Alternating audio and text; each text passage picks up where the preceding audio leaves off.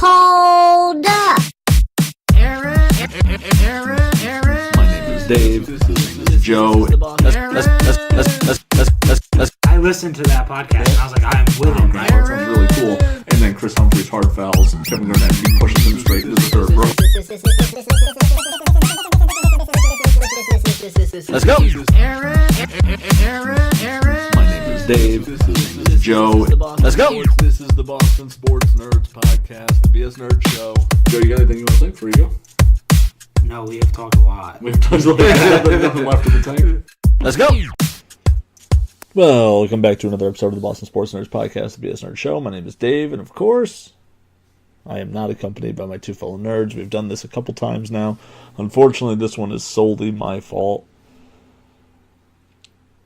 You know, we've had snow, we've had power issues, we've had a bunch of different things. But I've just worked 115 hours in the past 2 weeks. As you can tell right now, I'm still feeling the effects of it. I was not able to do our recording on Wednesday like I thought I was going to be able to. I've got a lot going on at work, some of my personal life. Just been really, really busy trying to balance a whole bunch of different things. And unfortunately, this week the show had to be the thing that was pushed back. So we did have to move it back a little bit. We are still trying to create the content anyway for you guys. I also am not going to be able to produce this. So I'm going to have to see if Joe can get it together. Because for some reason I can't download their versions of the podcast, which sucks. So I'm going to upload mine and see if Joe can make this work. So that's a lot of behind the scenes stuff that you probably didn't need to know. I'm more inventing out loud and kind of talking my way through a way to make this episode work. I'm going to be real quick here. 2-3 weeks ago, maybe 4, if I was all set up here and I had the time and if I knew I could make it work, I would have pulled the actual audio. But I said probably closer to a month ago than not that the Celtics might, and I think I said stumble, and stumble is the wrong word, but the Celtics might fall into the NBA Finals lap based on the fact that the East is so wide open. And I said that as Indiana was up and playing Cleveland really, really well. And Toronto looked good, kinda, but I never trust Toronto in the playoffs. And even if Toronto were to beat Cleveland, I don't think Toronto would be a problem for the Celtics. But Lord knows that, like Joe has said it pretty correctly. Jeez, you guys got to bear with me. The LeBron James is Toronto's boogeyman. Like, they just can't. They can't do anything with that. So, I watched the Indiana Pacers give Cleveland a really tough time. I watched the Toronto Raptors give Cleveland a hall pass, basically. And you're wondering, okay, what kind of Cleveland are you going to get? I don't really think it was two different Clevelands as much as the opponents were very different. And I'm looking at what the Pacers are doing, and I remember thinking then, and even saying, I think the Celtics can do what the Pacers do defensively. Celtics are so good defensively, and I know they're ranked number 1 in the NBA, but they're like really underappreciated defensively. I don't feel like people are talking about how good their defense is. Like, I'm not saying their Detroit Pistons in 2004 are good, but in an NBA where it's all jump shooting, they do a really good job of defending that. And it just feels like they don't get enough credit for that. And I'm not sure why that is. I think that Boston's going to win this series. They're up 2-0. They're playing Game 3 tonight. I'm not sure if this episode's going to come out. But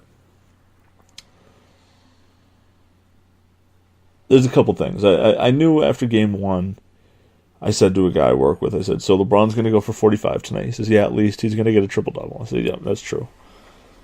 And I said to him then, the only thing you can hope for as a Celtic fan is to hope that he gets that and it's still not enough. That's exactly what happened. And, you know, Cleveland was up 11 points early in the first half there. And the game was very much in Cleveland's favor. And then LeBron James took an elbow by Jason Tatum. And from that point on, when LeBron James got elbowed, the Celtics outscored the Cavs 71-47. That's a 24-point difference. Which isn't bad considering they wound up leading the game or winning the game by 13.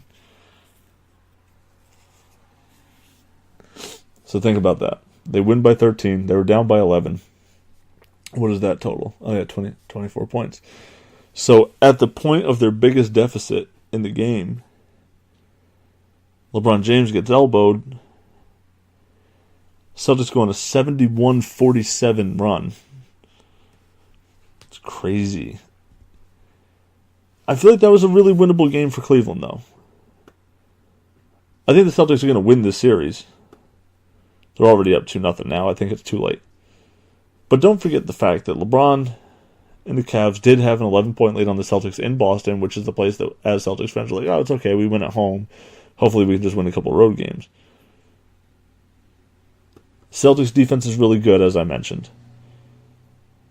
But also, the Cavs had 15 turnovers, some of them being Celtics-induced, some of them not. Much like the ends of the games there with the Sixers, where they couldn't get an inbound pass in. Sometimes it's really good defense by the Celtics, sometimes it's really bad plays by the Sixers. The Celtics do a great job of taking advantage of opportunities that are created off of bad plays by their opposing offense. And that's where they deserve credit.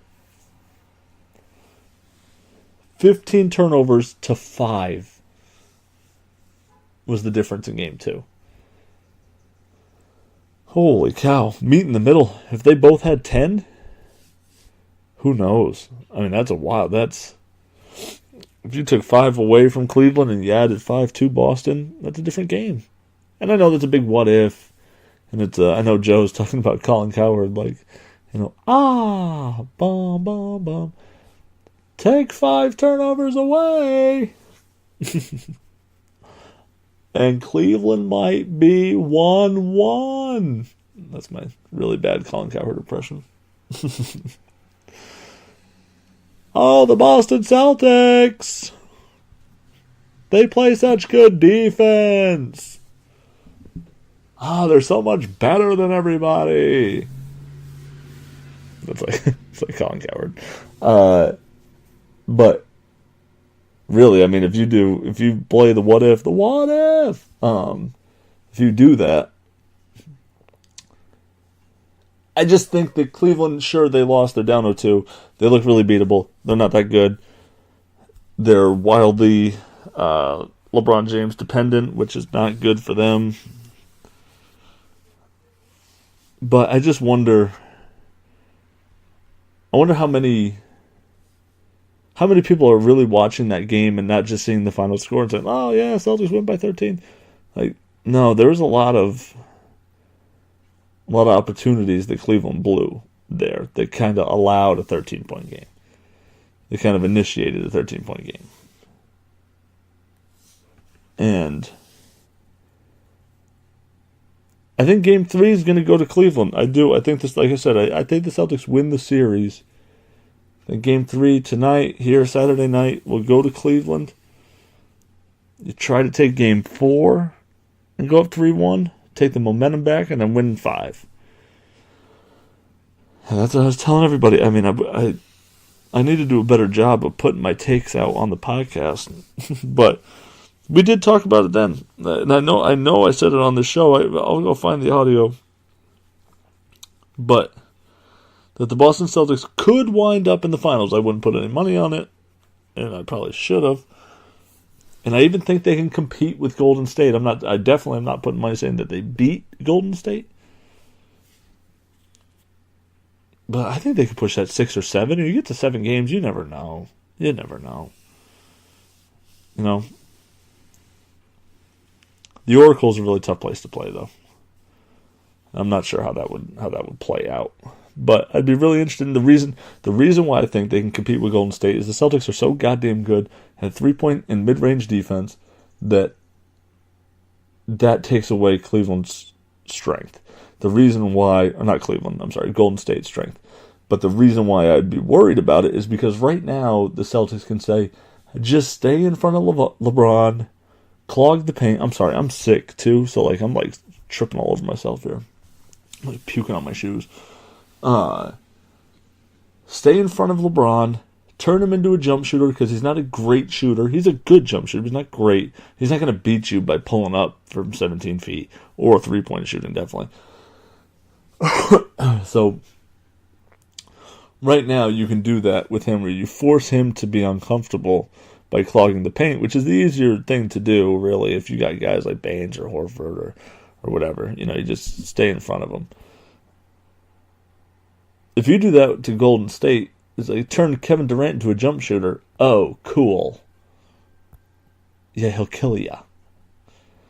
So that's where I'm a little different. I feel a little differently about that. They had to really, really defend the jump shooting, which would be tough. A lot of movement, a lot of stuff there for Golden State.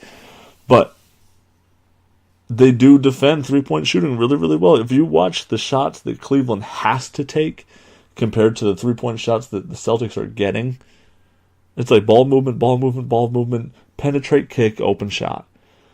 The Cavs, it's like dribble,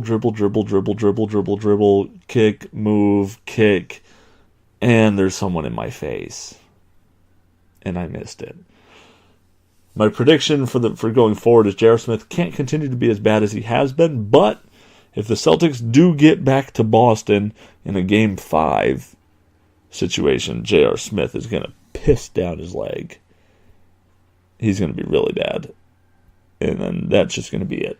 Then LeBron is leaving on a jet plane, and I don't know if he'll be back again because I think he's out of there. Red Sox are pretty playing like a good team, not a great one lately. David Price had his best start maybe ever as a Red Sox. Complete game. He gave up a little 2-run home run late in the game, but they won 6-2. He played really well, or pitched really, really well. I'm interested to see what happens with him going forward because he was like, oh, I know I have carpal tunnel and my fingers get tingly and I can't feel my fingers, but I'm toughing it out. I'm not going to miss a start this season. So, see what that means or if that's true. I don't know if it really matters. I think this team's pretty good. They were wicked hot, probably a bit above their britches, a little too big for their britches a little early on. I think this is a good team.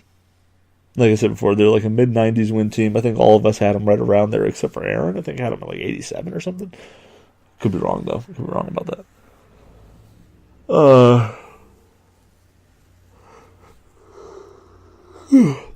Alright. I'm going to try to upload this and see if Joe can whip it together because I can't. I'm trying even right now. I'm trying to download them. It's telling me I don't have access to my own drive. I created this fucking drive. It's crazy. So, yeah, sorry about the delay this week. I'm going to do my best to get back on schedule. I just need to kind of wrap my arms around my entire life right now and get everything figured out. Time management has been really, really poor. Bad job by me. But we will be back with an episode somehow next week. If this does ever hit the airwaves, we will be back next week. I'm hoping, we have the opportunity to sit in the same room and talk about the Celtics heading into the NBA Finals. That would be really exciting because that should happen by then. So, thanks everybody. Stay tuned for Aaron and Joe if they're after me, or I'm not really sure where this is going to be lined up because I'm not going to be the one producing it. So, if I'm last, thanks for listening, and we'll check you guys next week. This is the Joe Show, live in... I was going to try and do the Colin Coward intro, but I forgot it. Live in something from Los Angeles. Oh, Fox Sports 1, iHeartRadio. He does this whole spiel every time he fucking talks on the radio, every time he comes back. Yeah, music hits. Boom, boom, boom. Ah, this is the herd live, and he's a loser. Colin Cowherd is one of those people that it's like when he's wrong about something, he just completely ignores that he ever was wrong. He said earlier this year that the Patriots would never make the Super Bowl if they just didn't have the roster for it. And when the Patriots made a Super Bowl, he just never acknowledged that he was wrong about it. Never acknowledged that he was just blatantly not correct when he said that. And then for this Celtics series, which is what we're going to talk about today, pretty much mostly, he was just yeah, Celtics. There's no way that that they win. Game 2. Game 1, LeBron was just feeling him out. Game 2, he's going to come back. He's going to hit him with their all, and the Celtics can't handle that. I like Cleveland in this series. Celtics go out there, handle their business against Cleveland. LeBron goes off. They still win by double digits. Colin Cowherd the next day is just yeah, I don't think Cleveland can win. Never acknowledges, never says yeah, I was just straight up wrong, which is what he was. He was just wrong. I listen to Colin Cowherd all the time. I actually like some of his takes. It always annoys me that he's just... I guess that's why he's in sports media, because he knows he does something that gets you to listen. He just never acknowledges when he's wrong. It's the most... That, and he'll just leave out things, which I guess is what you should do in a debate, even though he doesn't debate with anyone, he just talks by himself. But he'll just leave out things that go against his point. Like in the beginning of the year when the Cavs stunk, he would say LeBron is so great because he's doing all of this without anyone there. He has, JR, he just named all these bad people, just completely left off Kevin Love. Just Kevin Love didn't exist. Never mentioned him. He's getting here. He's just won 15 straight games with J.R. Smith, Kyle Korver, a pack of gum, and a paperclip. Oh, and a guy who's a double-double machine. Also on his team. A former NBA All-Star. He also plays with that guy. Just completely ignored him. He didn't exist at all. This guy that LeBron plays with. Anyway, enough with Colin Cowherd. That's not what we're here for. Obviously, you guys, I don't know where Dave's put this in the show, but you might have noticed that we are not together for this one. Dave was very busy with work. Decided to record it separately. I'm going to spend 98% of my time talking about the Celtics. Let's touch on the Red Sox very fast. They are mediocre right now, pretty average since that hot start. Still kind of neck and neck with first. I know they lost to the A's last night as of this recording. And the Yankees were tied and they got rained out. So if the Yankees win, they reclaim first. No one gives a fuck. It's May. But right now they're still tied with first for the Yankees. And Blake Swihart wants to get traded. Trade him away. I don't understand. I actually don't know why they haven't traded him yet. So there's that. Now to the main portion, which is the Boston Celtics. Your Boston Celtics. This ragtag group of misfits without their two best players, just playing. I'm going to make a bold statement here that I don't think is that bold. The Boston Celtics are the second best team left in these playoffs. It goes Golden State, Boston Celtics, Houston Rockets, Cleveland Cavaliers. And I think that if the Houston Rockets pulled the upset and beat Golden State, this is going to sound crazy, Boston beats the Rockets in the finals, going away with it. It's not even close. They dominate them. That's how good this Celtics team is without their two best players. And the Celtics actually are a matchup nightmare for the Rockets. Their two best players are guards, you put Marcus Smart on Chris Paul, and you put Jaylen Brown on James Harden, and it doesn't matter how much ISO they run, how much they switch because everyone on this team plays good defense, they would shut this team down. And the opposite, Chris Paul can't defend a lick. James Harden can't defend a lick. I mean, they would score all over the place. I don't think it'd be close. I think if the Rockets win, if the Rockets somehow beat the Warriors, and that series is tied 1-1, but the Rockets already dropped the game at home, which isn't a good look. But if the Rockets somehow miraculously beat the Warriors, the Celtics are your NBA champion. Like, it's not even close. The Warriors, I mean, they're the Warriors. It's probably the greatest basketball team I'll ever watch. They're definitely the greatest basketball team I've ever seen right now. And they're going to be tough to beat. But this Celtics team, with their 2 star players back, they're close. They're pretty fucking close to Warriors level good. And that's as long as they don't trade anyone, they're just too deep. They're too deep to beat. I mean, imagine when you have Kyrie and Gordon Hayward back, your second unit is a Eastern Conference Finals champion. Your second unit. I mean, you take your starters out, and the second unit you put in could get you to the Eastern Conference Finals. Think about that for a second, as a basketball team. Like the Warriors, you take their starters out, their second unit, I don't know, maybe a bottom playoff team in the West, which is already crazy. This second team, think about what the second team for the Celtics would be. If Kyrie and Gordon Hayward are there, their starting unit, I'm guessing, would be Kyrie, Hayward,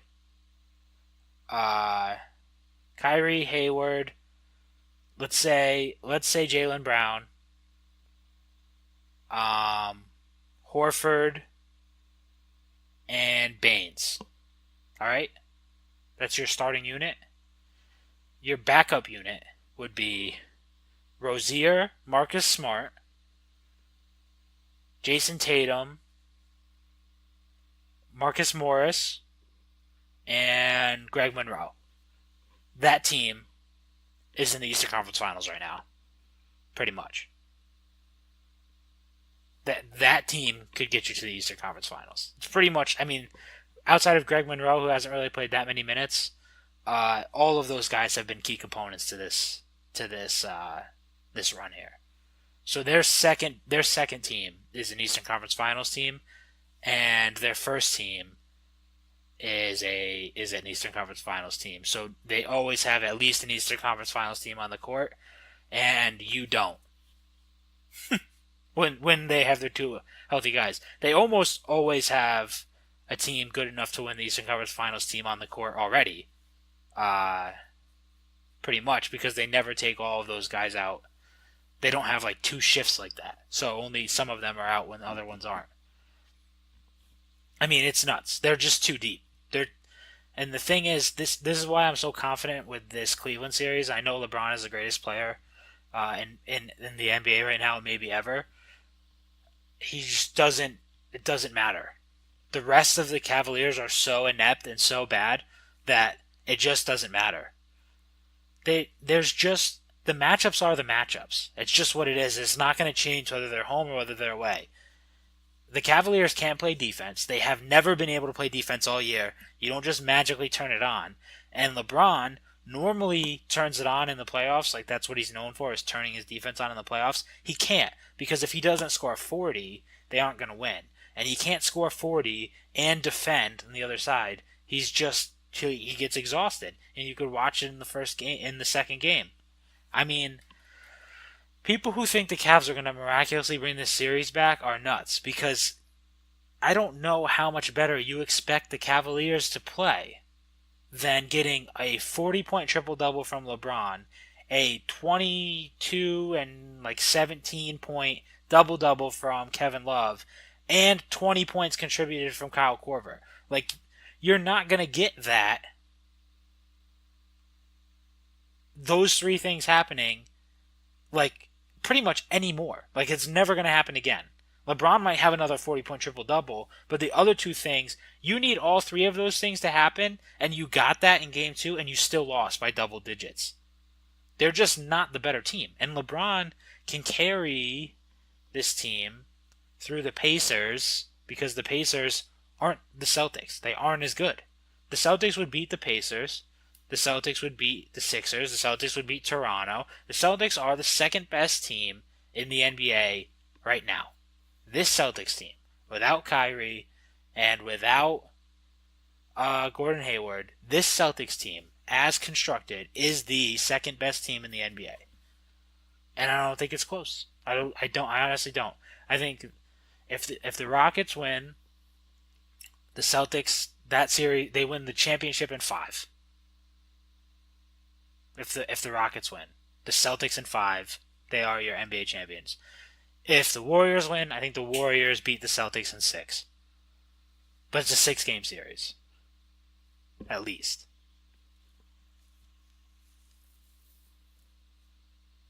I mean, I did not see this coming. I didn't. I have to be honest. I was not a Celtics team truther. And I think we all said it on the podcast multiple times that we'll be happy if they, win the first couple rounds and then lose the Eastern Conference Finals, because we thought the season was done when Kyrie couldn't play anymore. I was not expecting this. And I know a lot of people are saying, like, oh, well, maybe this means we don't need Chris Paul. Maybe this means we don't need Kyrie Irving. No, don't be dumb. We still need Kyrie Irving. It'd be really funny if Dave or Aaron say, like, hey, maybe we don't need Kyrie Irving in this episode. I have no idea what they're going to say. No, you need Kyrie Irving. And we'll see how Scary Terry plays on the road just to prove that we need Kyrie Irving. Because Kyrie Irving is pretty much a guaranteed 20 points a game. Scary Terry, which it's kind of like looked past because they absolutely dominated in Game 1 against the Cavs. But Scary Terry didn't have a great Game 1. Like, you get that from Kyrie no matter what. And I know a lot has been said about his defense. Like, Kyrie's a liability on defense. He was playing pretty good defense this year before he went out. It wasn't like he was a complete liability. It's not Isaiah Thomas out there. It's not fucking Kyle Korver trying to guard Jaylen Brown and Jason Tatum. He was pretty good on defense. I would say him and Terry Rozier are... I mean, Terry Rozier's a better defender, but they aren't that far off. And the scoring, I think, is better regardless of situation with Kyrie Irving on the court.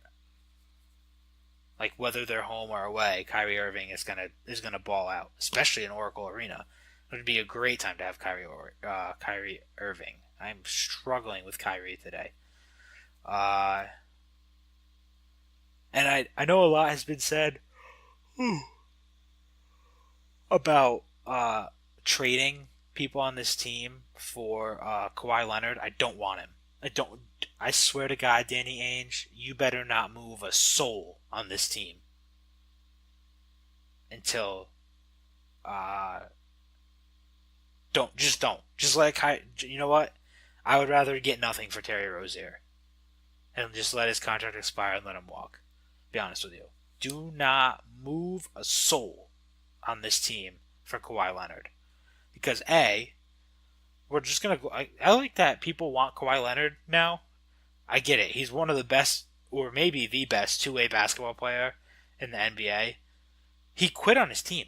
He just quit on the Spurs. Or we're just going to ignore it because he's really good. He legit just stopped showing up. He can play. He's cleared by the doctor. Just decided to stop showing up. And there will be some Celtics fans who are like, well, we should trade and get Kawhi Leonard. He quit on the best coach in basketball. No, he's the best coach in basketball. Legacy-wise, I'm going to give it to him over Brad Stevens. Even though what Brad Stevens is doing right now is incredible, he's still got to get it's Popovich. So the most decorated, best coach in basketball, Kawhi Leonard, quit on him. Why do you think Brad Stevens will be different? Popovich is an asshole.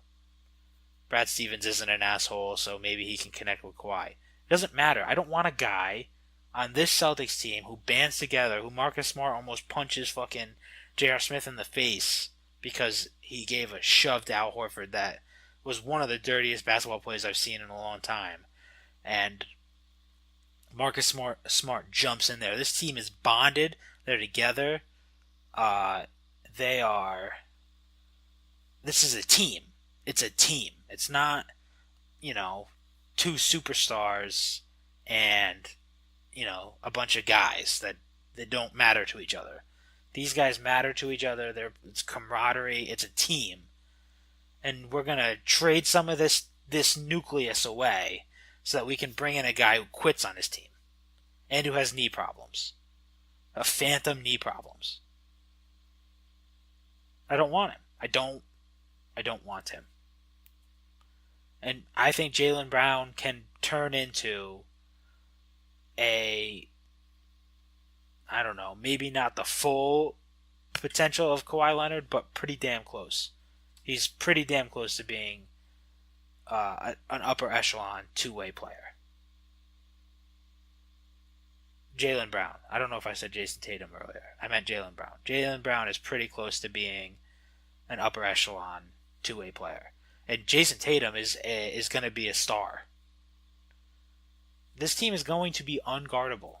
They all can score 1 through 5, especially when Kyrie and Gordon Hayward are back next year. 1 through 5, they're all a threat to drop 20 a game.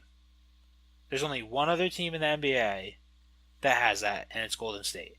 You're literally looking at the East Coast Golden State. I don't know how else to put it that this is the second best team in the NBA. And I think next year, let's say chalk happens. Let's say we started this year over again, but it's next year. Let's say no one changes teams, right? Kyrie's back, Gordon Hayward's back. Everything is the same, though. No other players moved or anything like that. It's just 2019 now.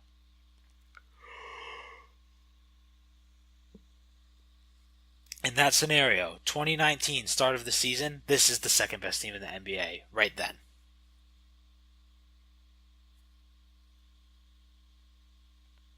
Even if you put Paul George on Philly, I think this is still the second best team in the NBA. Even if it's Klay Thompson goes to Philly, this is the second best team in the NBA. I don't know what concoction of superstars you could make outside of Golden State that is better than this team. I underestimated them. I did not think that these guys would become who they became so fast. I didn't think Al Horford would become amazing Al, all day Al, awesome Al, overnight like this. He's always been really good, but it's just like key buckets, probably the best defender in basketball, staying with guards and shit. I didn't think it would just click like this for him. I didn't think that Jason Tatum was going to look like the damn rookie of the year. I'll take Jason Tatum. Donovan Mitchell can kick rocks. Ben Simmons can kick rocks. You know what I mean? I'll take Jason Tatum over both of those guys. You want to talk about ISO? Jason Tatum is the best young ISO player I've seen in a long time. He is unguardable in the ISO. And he gets his shot off in like 0.4 seconds. It's the quickest shot ever. He does that little dribble, crossover, hesitate. The guy takes just a second too long to react, and Jason Tatum has the ball in the hoop. It's crazy. Terry Rozier is a dog who's just gonna... He doesn't care who you are. He's not afraid of anyone. And he'll light it up when you need him. That third quarter in Game 2, when the Celtics literally swing, a 14-point swing, where they're down 7, and at the end of it, they're up 7. I think Terry Rozier had 11 of those points. He just went on a tear in the third quarter. He barely scored up until then. I think he ended the night with 16 points. It was a complete team effort, and I don't think it's going to change. The matchups in this series will not change. The Celtics will. I don't. Maybe they don't sweep. LeBron's probably good for a game, maybe even 2 games. But there is no way that Cleveland wins this series. They're just not the better team. And I don't know what else LeBron can do to get them to win. I don't think you're going to get a better game from the Cavaliers than what you got in Game 2. That was the Cavaliers' best punch. You got a 40-point triple-double. Like, people are just glossing over the fact that LeBron got a 40-point triple-double and lost. He lost with a 40-point triple-double. And it would be one thing if LeBron had a 40-point triple-double and then everyone else on the Cavs sucked. But LeBron got a 40-point triple-double. Kevin Love had a 20-something point double-double with 15 boards. And Kyle Korver gave him 20 points. And they played Tristan Thompson, the Al Horford killer. They played him all game. And they still lost by double digits. What else? Like, if Tristan Thompson's on the court, that means one of their shooters isn't on the court. And maybe they play a little bit better defense.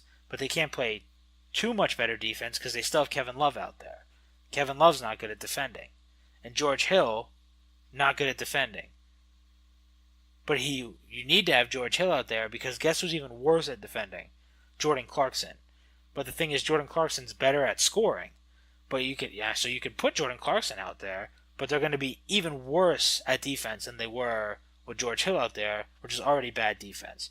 And J.R. Smith is one of the worst basketball players maybe in the world right now, and he can't play very good defense. So you need him out there, though, because you need a two-guard. Or maybe you play Kyle Korver, who can actually score for you, but also can't play a lick of defense. He tries, but Jason Tatum and Jaylen Brown are just too athletic for it. So I don't know how they can match up with the Celtics and win. They would need just a horrendous night from the Celtics. That's what it is. All of the Celtics would need to be horrendous. Like Jason Tatum and Jaylen Brown and Terry Rozier and Marcus Morris, and they would all need to be awful for the Celtics to really just blow this series. They would need to be awful for 4 out of the next 5 games. And if they win one more, they would need to be awful legitimately 4 games in a row, including 2 at home.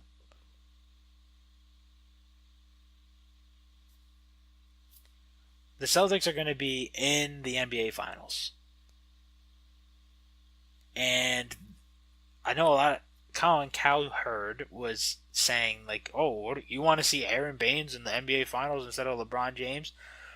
Yeah, I do, actually, because Aaron Baines is part of a much better team, and I think this team can actually give the Warriors a run for their money. If LeBron goes to the Finals, he's just going to get his ass kicked in 4 games. Because the Warriors are just the super Celtics. I mean, if they are struggling this bad against rookies and second-year players and average owls and castaway Marcus Morris, if they're struggling this bad against this team, what are they going to do against literally like the all-stars of the West? They're just going to get dominated. A 4-game sweep, that'll be good for LeBron's legacy. Just get dominated by the Warriors again in the finals. Or you could actually have an exciting series, which is what you would get if Boston wins. So yes, I want Aaron Baines in the finals over LeBron James. Because I don't want to watch LeBron James just get wrecked and watch the Warriors coast. I'd rather the Warriors have to put up a fight to win. So that was my weekly Celtics dick sucking session. Before I go, I would like to apologize for the Down and Distance thing. Down and Distance is a real show. I promise. It is going to come out. I think I've teased it twice, gave you a hard release date, and then um, not come through on that release date 2 times. And I apologize for that. We are having some crazy technical difficulties where we think we have a show recorded, and then the first week it was my Audacity just kind of completely fucking up and not letting me open the file. The next week, Dow's Audacity recorded it all choppy and skippy, and it was missing an hour. I have no idea how the fuck it happened. Dow saved it 2 different ways. He exported it as MP3, he saved it as Audacity Project. Both files are all weird like that. So we lost that episode. We have 4 hours of content that you guys will never hear. Because just technical difficulties.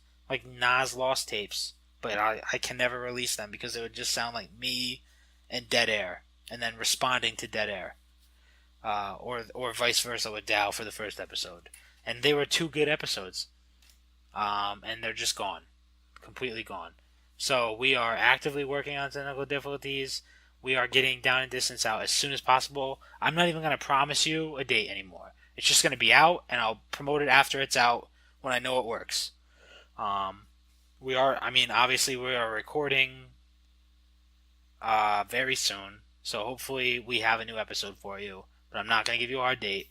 I'm just going to put it out when it actually works. But Down and Distance is coming. We are having a football show, me and Dow, on the network. As soon as we can figure out why the hell I can record this and it work fine, but I can't do it when I work with Dow for some reason. But it is coming. So I apologize for Down and Distance. The Celtics are awesome. The Red Sox are okay. Pretty average right now. And that was my segment of this weird split podcast. So I don't know what the other guys say. Hopefully you enjoy their segments too. But as always, adios amigos. There's a anti-obscene J.R. Smith. I like when you say that. You soften it so much, Mike. Well, I want to keep my job. I can't No, I take the understand chance. that.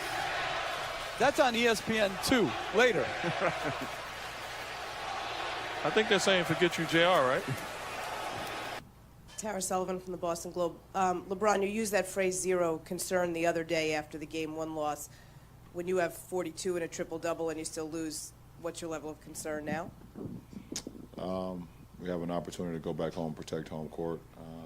We're going to use these days to really dive in on what needs to be done to help our ball club be successful. And, they did.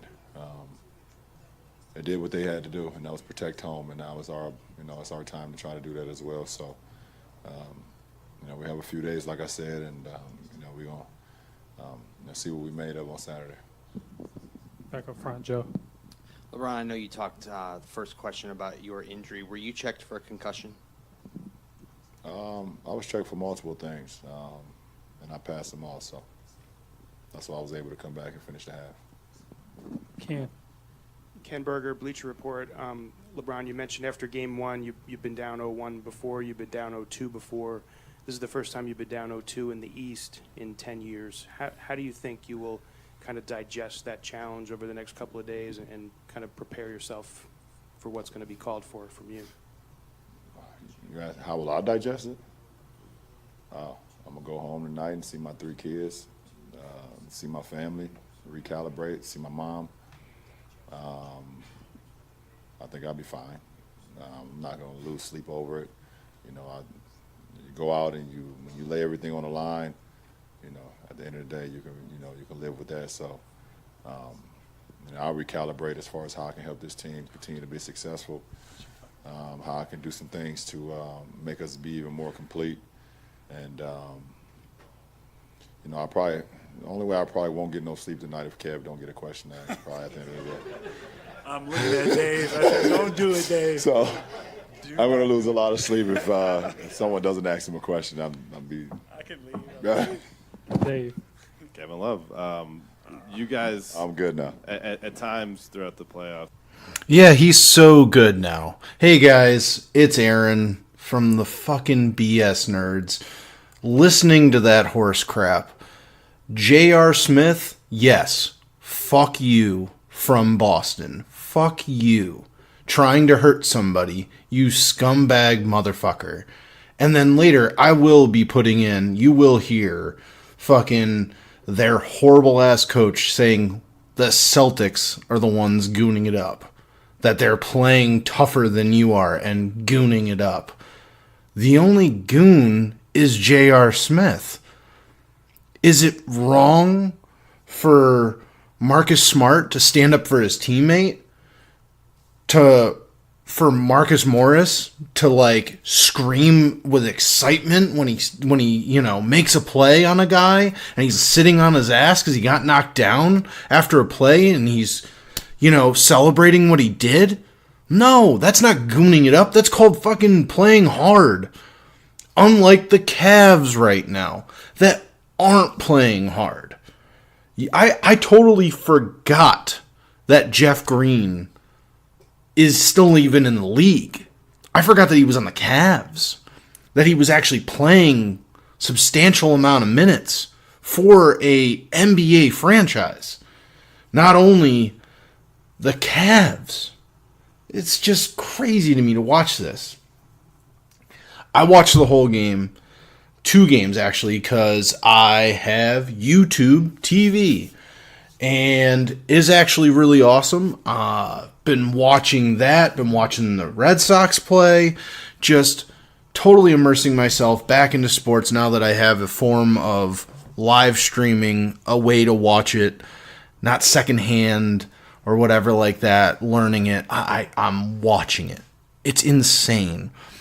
The Celtics play so freaking good at defense. Just defensively, so good.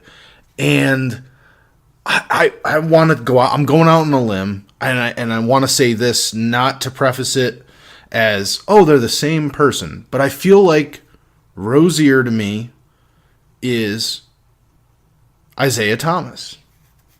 And I know that it's like crazy to say that because they're not, but sort of are.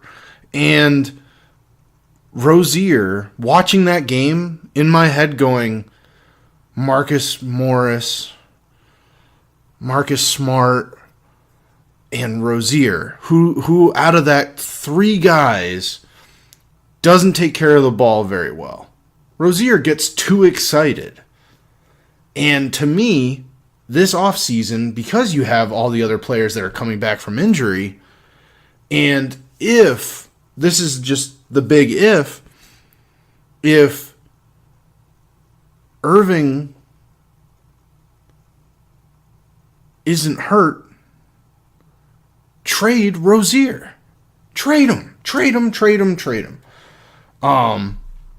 I just think he doesn't protect the ball. He does things really well, like to get the team hyped up. That dunk, that breakaway dunk, I think sealed that game. They started to come back. They started to pull away, and he just threw that dunk down, and it just shut the rest of the team down. It's just insane how well they're playing. I'm excited. I still think the Cavs are going to win 1 in Cleveland. But I think this might go 5 games. Like, it's not a crazy prediction. Now, the finals, I don't even want to get into that. I won't even hit on that. But for right now, Eastern Conference Finals, yeah, it's going to end in 5 or 6. Like, if they lose 2 in Cleveland, but they're close, there's no way they're coming to Boston and losing in Boston and then going to go back to the Cavs again and lose again. No, that's not happening. At most, this goes 6. I just think, also watching this, you sign Marcus Smart. Like, that's the other thing. You trade Rozier, you sign Smart. That's the move you make on this team right now. in the offseason. It's going to be like Isaiah Thomas. We're going to be sad to see Rozier go, but you already have Kyrie Irving. Like, you already have Kyrie. You don't need him. You can keep a Marcus Smart and let him be there. And, whatever. Shane Larkin wants to be your, garbage, end of the bench, never plays point guard, fine. Or draft one this year, or, whatever. I'm sure you can find another backup point guard to kind of spell him, but he's not going to get much time off, especially if he's healthy in Kyrie. So I just want to see that. That's something I really feel strongly about. I also want to say one big sorry and thank you to Al Horford. I do think he's the reason why you have so many big-time players like a Kyrie Irving saying he, ended up wanting to go to Boston. And I also think his style of play has made that a better defensive team. And I will say I was wrong. He does the small things. He also got a double-double in the last game. He's doing things right. And that's the thing that's crazy about it. Your fucking best three-point shooter right now, the guy that's lights out three-point shooter, Aaron Barnes, whatever way you want to pronounce it, insane that that guy is your clutch three guy right now. I just blows my mind, these Cavs, and how it's just let's laugh it off. You listen to that clip that I played of LeBron and Kevin Love after the game, and it's just, let's laugh it off, and it's all, I'm going to go home and see my kids. That's great. Good. You're an older statesman in the league. You don't have any issues off the field. You're a good father. All that. Great. Good. You have no fucking drive, man. You have no fucking want or need to bust your ass anymore. For some reason, you just don't put any effort in. It's absolutely crazy. How do you... he had a great game. And I'm not saying, he didn't put any effort in. He didn't put any emotion into it, man. You can see he's done. This is it. This is... Cleveland fans and NBA fans, this is your swan song to LeBron in Cleveland. Because he ain't staying. Not unless somehow, some way he can convince another big time free agent to come sign with them. I don't think they have the room to do that. I don't think they can do that. They already made all these trades during the season to kind of make their roster a little bit better. And those trades haven't turned out to be anything. And the Cavs got the 8th pick in the draft this year. Sucks to be them. Who cares? You know what I mean? That's the other thing, is LeBron didn't want to go back to Cleveland until after they got 2 first-round picks. First picks in the draft. And one of them actually turned out to be something. And then the next one, they had to trade away because LeBron wanted to come back. And he wanted it to be his team. Now you look at the Celtics, they have Tatum, and they have Brown. And they have Hayward. Now, they had that all figured out during the preseason, what they were going to do with that. We don't know how that would work out this season, because obviously Hayward went down, so we don't know how that would have caught. But Brown and Tatum, they don't care who plays. They're happy to be there. Tatum's a beast. Fucking Brown's a beast. Al Horford's a beast. I don't say that about Al Horford. God, man. Showing up in the playoffs, that should be his nickname, Playoff Al, not average Al, Playoff Al. Just insane to watch them play. At times, I do get a little frustrated with how the NBA is played now. At times, it gets very broken down and sloppy. There's a lot of ISO, and I get it.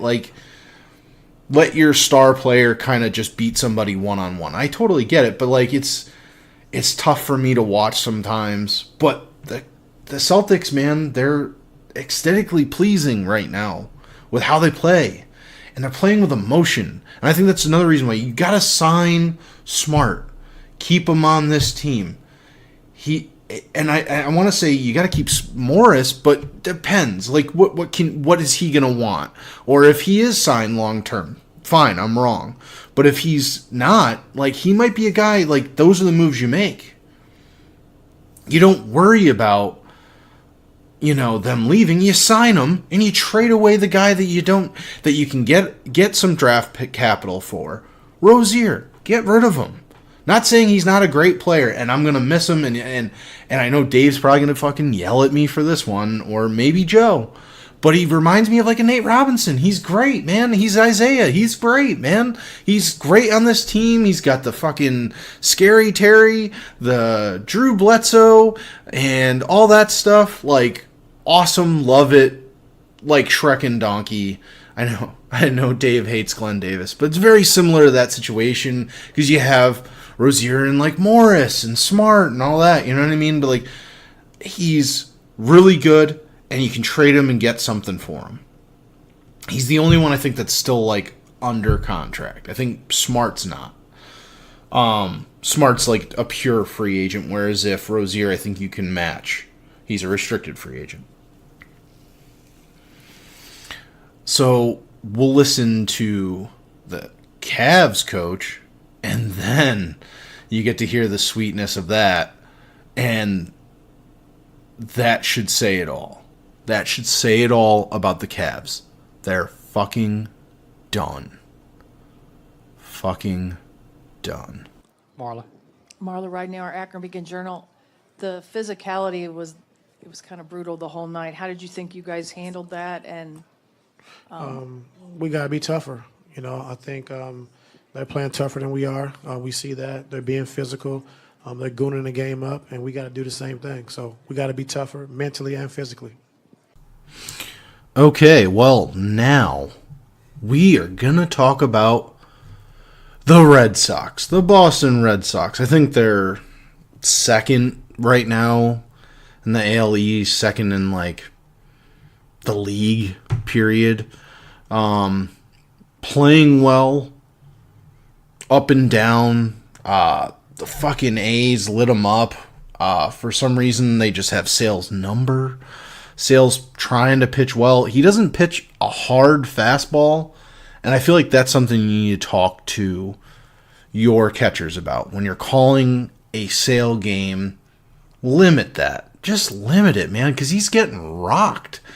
I mean, he gives up solo home runs, so it's not like it's a big, they're hitting grand slams off of him or anything like that, but it is kind of shitty that they are hitting that many. I think it's like 13 home runs since the beginning of the season have been hit off of him. It's kind of rough to hear that when you think of a guy that's Cy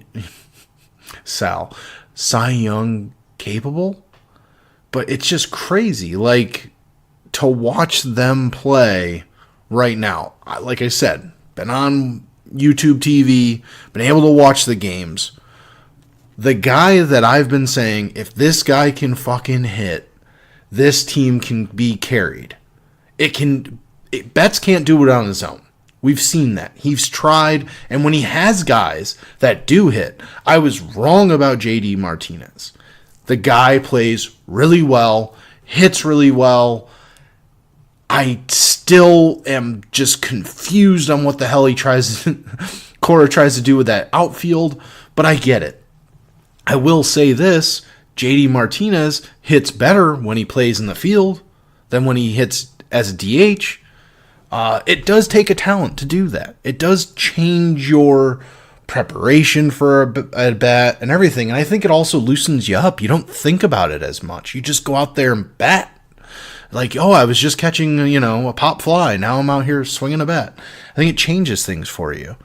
Instead of just sitting there thinking, it takes the thinking out of it. Also, wanted to point this out because, Dave and Joe and I, tend to always talk about, the way the guys prep before an at-bat. He does like a thing where he like bites his thumb. Does anyone else notice that? Like, he like bites his thumb. Like, I like his stance. He doesn't look uncomfortable when he's up there. He's not that weird bat swing or anything. It's just this weird little before he gets ready to take a pitch, kind of brings his hand up to like his mouth, like he bites his thumb or something like that. It's a little weird. But back to guys that are actually hitting so Betts can play well as well. Betts MVP conversation is, I don't think that's out of the question. If he keeps playing this way all season long, MVP. If he just keeps it up. Like, and I'm not saying raking or hitting, multiple games with multiple home runs and all that, but just constantly getting on base, being there at the right time, playing hard, which he does. And he looked like he almost got hurt the other day, trying to make a catch against the wall. Looked like he just, he kind of landed his ankle funny on the wall. Like, he took a step back and kind of caught his foot on the wall. And yeah, you tweak your ankle, but nothing major. He's still young. It's going to heal up without any issues. Just, go. I'm sure he went, after the game and iced it and everything. No issues. But Bogaerts, man. Bogaerts is back. And he's a beast. Hitting home runs, just raking, which I love. Like, I said this. And a couple years ago, I will say, I was on that deal where he wasn't batting that well and he was having issues. And I was on that thing, like, if you can trade him for something good, get it. I'm not on that train anymore. I am firmly on, we have the shortstop of the future. We have the center fielder of the future. And I mean that in Betts, not in, Jackie Bradley. Because I think Jackie Bradley, he is what he is. I think he's a great defensive replacement. And that's about it. I really don't think he's that good otherwise. And Benintendi, he's got to show me more. I'll give him 2 more seasons. I think that's the thing is Jackie Bradley, we've seen him long enough, and this is kind of what he is. And I think they need to start putting other people in the lineup. I think Betts can play center field. Obviously, he's not a lights out center fielder like, Jackie Bradley, but hey, man, like, if you can, both your catchers are batting under like 150.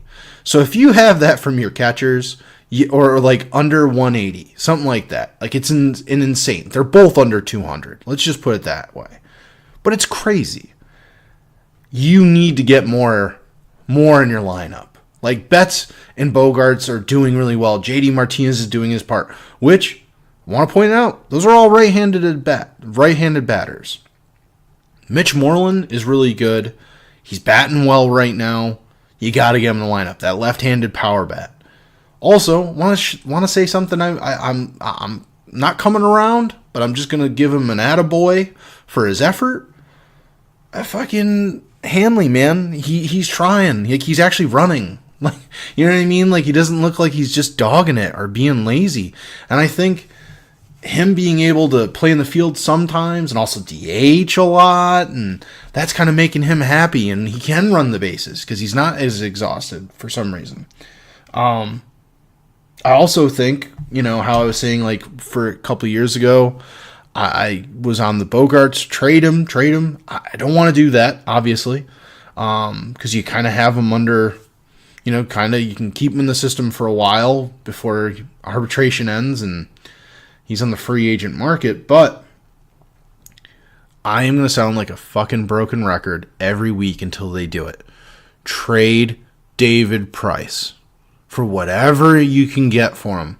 Even if it's like the fucking guy that nobody wants for their bullpen, the guy that, like, because obviously you have pitchers on the team that act like David Price. They try to throw their fucking glove and throw out their shoulder. That might be the end of that dude's career. But it's just, you got to get bullpen help.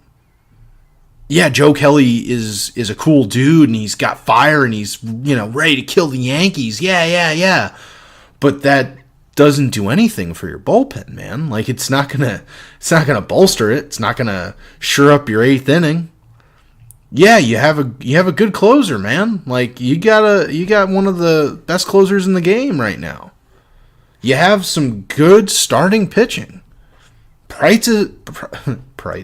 Price is not one of them, man. He's just not. Trade that guy. Get him the hell out of here. Get him the fuck out of town. Like, nobody wants to see him anymore. His excuses are fucking ridiculous.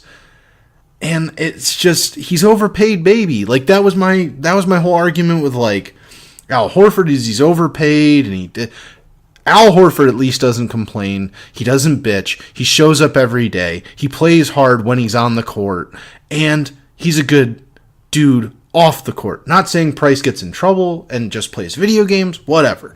But the way he talked to Dennis Eckersley, the way he treats just the way he treats people. Like, fuck off, man. Just go. Get the fuck out of Boston. Nobody wants you here. And he used to pitch so well for Tampa and Boston. When he was a player that got booed, he was hated because he would fucking headhunt at freaking Ortiz. All of a sudden, you come to Boston, you can't do shit. What the fuck, man? Like, figure it out. Figure it out. You know what I mean? Like, just... They gotta trade him. They gotta get him the fuck out of here. Nobody wants to see that baggage anymore. And I know that's a big contract to ask somebody to, like... It's like, hey, we're going to find another LA Dodgers situation. No, you're not. But can you? Can you? Like, can you please? Find somebody. Find the LA... Call the LA Dodgers. Tell them you'll take one of their bullpen guys off their hand. Somebody that annoys them, but it would just shut up and pitch in Boston. Like, just do it. Just do it. Get him out of here. On that note, I'm not mad at Alex Cora's decision-making half the time. Like, I think, for the most part, he doesn't make stupid decisions. I get it that he's trying to play Jackie Bradley to get him out of this slump, and that's the only way he's going to get out of this slump is if he keeps getting at-bats and figures it out. But I don't know, man. Like, stop trying to be the power guy. Just get on base. Let everybody else hit you home. Just do that. Do that for me. And I have no issues, no problems, no nothing with you being on this team. But if that's the other thing. Can you package him and Price to somebody? Find a team that would take that off your hands. Granted, they're going to go somewhere else and fucking play lights out for like 2 seasons. And I'm going to look like a fucking asshole for trading them. But at the same time, they're not going to give you that in Boston. I don't think Jackie Bradley's going to give you more than what he's ever given you.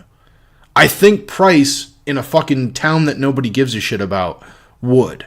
Because he wouldn't be questioned. And he wouldn't be fucking looked at weird. And all that crap. On a positive note, fucking yay.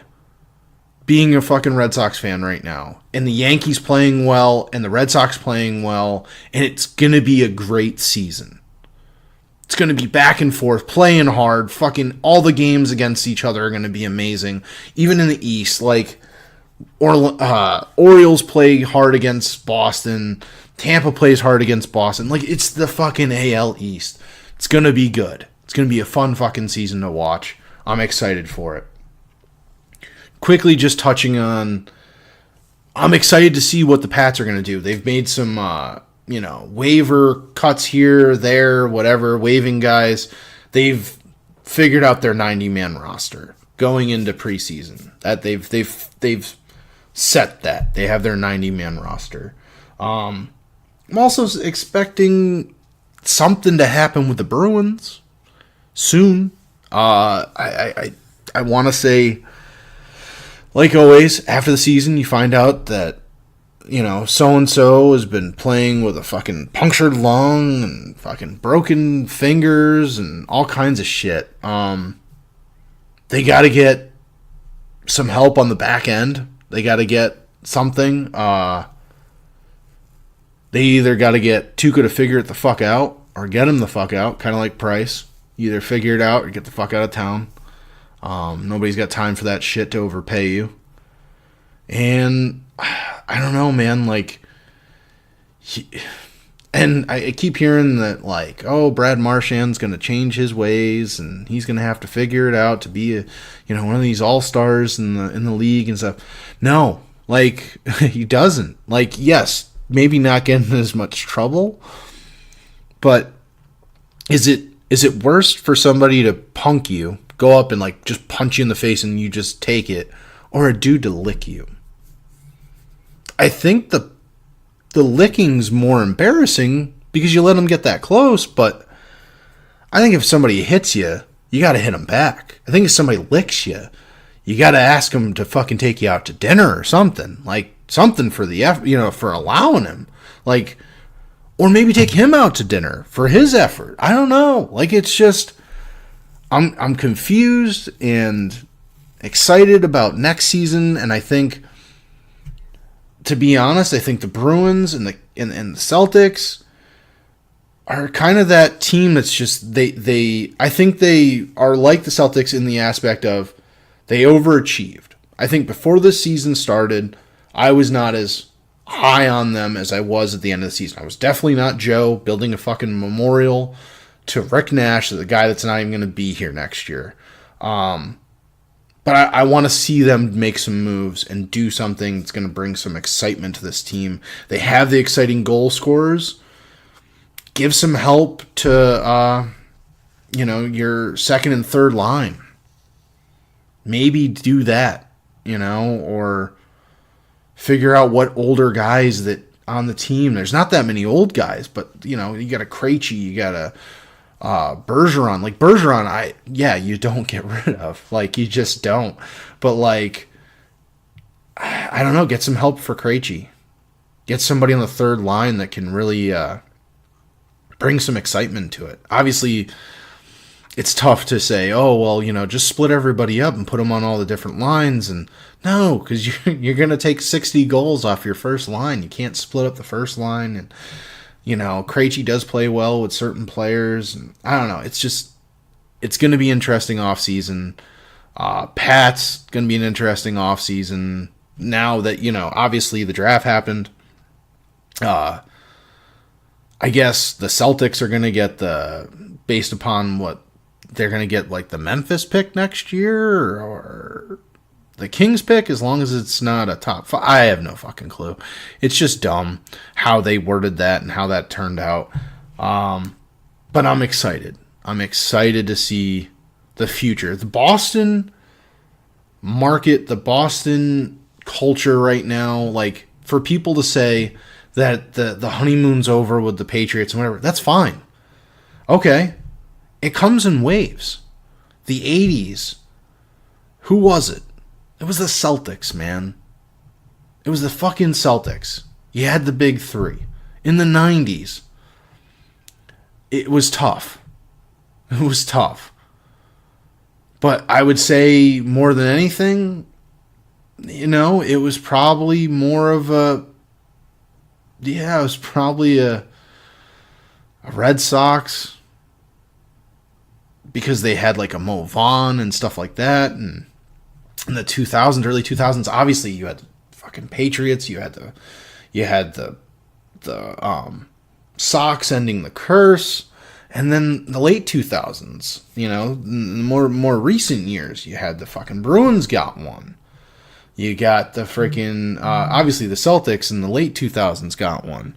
And, the Patriots have won more, and I think they will. I don't think it's over.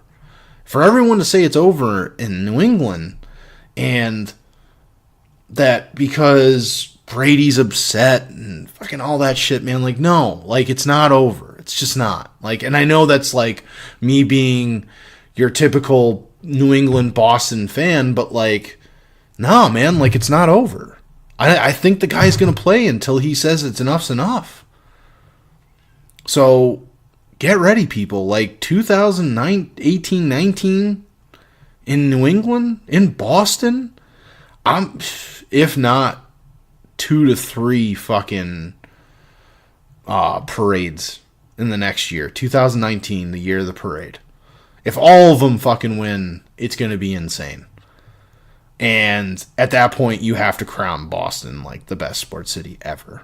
And I know that's all like homerism and fucking recency bias, but it's I'm sorry. Like, it's fucking unreal to think of like the young coaches, the young talent on the Bruins and the fucking Celtics and even the Red Sox, the young talent and the freaking coach that's he's new manager. And then like the only team that's like the old man and the old grizzly veterans are the fucking Patriots. But even that, you have essentially a coach in waiting.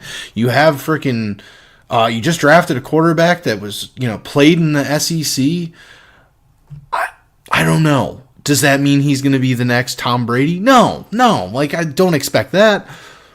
But could he be the next, I don't know, game manager that can run an offense that Belichick put together and hand it off to fucking moron and they just run with it? Because I think Brady will stay if Belichick leaves, because I think he likes playing for my hated enemy, our offensive coordinator there. I don't want to say his name. Fuck him. But I want to see them do something, and I think this is going to be such an unreal offseason for everything. And just 2018-19, it's going to be amazing. And that's it for me. Ladies and gentlemen, have a great weekend, whenever this gets put out. Love you, and good night.